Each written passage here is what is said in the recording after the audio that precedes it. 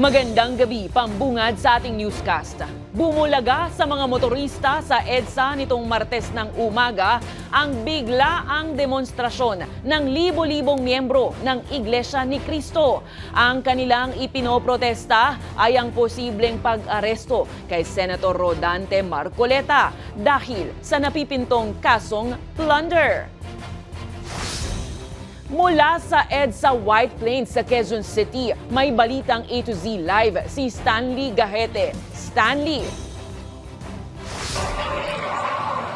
Barbie, nagdulot nga ng matinding trapiko at perwisyo sa marami ang tinatawag na emergency rally ng mga miyembro ng Iglesia ni Cristo dito sa EDSA White Plains sa Quezon City. Ito ay bilang pagsuporta kay Senador Rodante Marcoleta na nahaharap sa posibleng kasong plunder. Tinatayang umabot sa 15,500 na miyembro ng Iglesia ni Cristo ang dumagsa sa surprise protest rally sa EDSA, tansya ng Philippine National Police. Hanggat hindi namin makuha yung gusto namin, mananatili kami hanggang kailan. Opo, umabsent po ako sa work para po makapagkaisa po sa panawagan ng pamamahala. Walang permit to rally kaya ikinagulat ito ng kapulisan na agad na itinaas sa red alert ang seguridad. Dahil sa pagtitipon, nagbara ang trapiko sa EDSA simula Martes ng umaga. Nagkaroon din ng tensyon nang subukang i-clear ng mga otoridad ang ilang harang sa daan. Ayon kay INC spokesperson Edwil Zabala, suportado nila si Senador Rodante Marcoleta.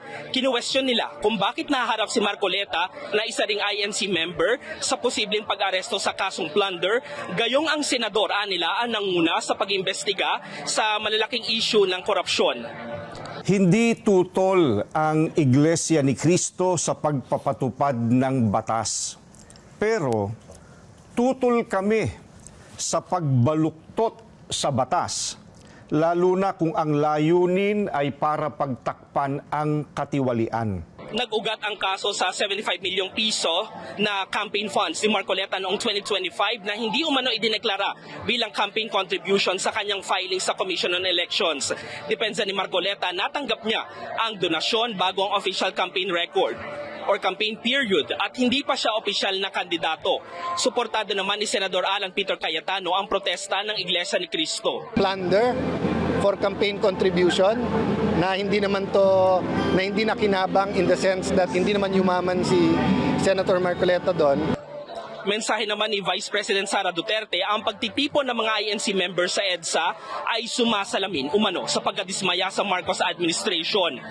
Nagpaalala naman ang Department of the Interior and Local Government sa mga demonstrador na maging mapayapa at responsable.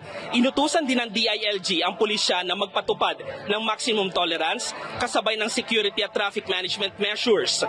Nasa halos 6,000 PNP personnel ang idineploy sa mga protest area. Sa kabila ng rally, nilinaw ng Department of Transportation na nananatiling bukas at fully operational ang lahat ng MRT stations mula North Avenue hanggang Taft Avenue. Barbie, sa mga oras na ito ay nagpapatuloy nga ang protest rally ng Iglesia ni Cristo dito sa EDSA White Plains sa Quezon City at may mga performances, may mga kumakanta, may mga nagrarap, pero tila malaking parking space pa rin ang kalsada dahil sa dami ng mga nakaparke na mga sasakyan. Pero kumpara kaninang araw, binuksan na ang 2 lanes dito sa northbound para makadaan at makabiyahe ang maraming mga sasakyan. At yan ang latest dito sa Quezon City. Balik sa iyo, Barbie. Stanley, may impormasyon ba tayo, update kung naayos na yung permit ng mga nananatiling demonstrador dyan sa EDSA? Barbie, kinumpirma ng Quezon City Police District na meron ng permit ang rally ng mga Iglesia ni Cristo mula or hanggang July 1, Miyerkules. Kaya naman paalala sa mga dadaan sa EDSA ngayong Miyerkules ay planuhin na po ang inyong mga daan para iwas perwisyo. Barbie.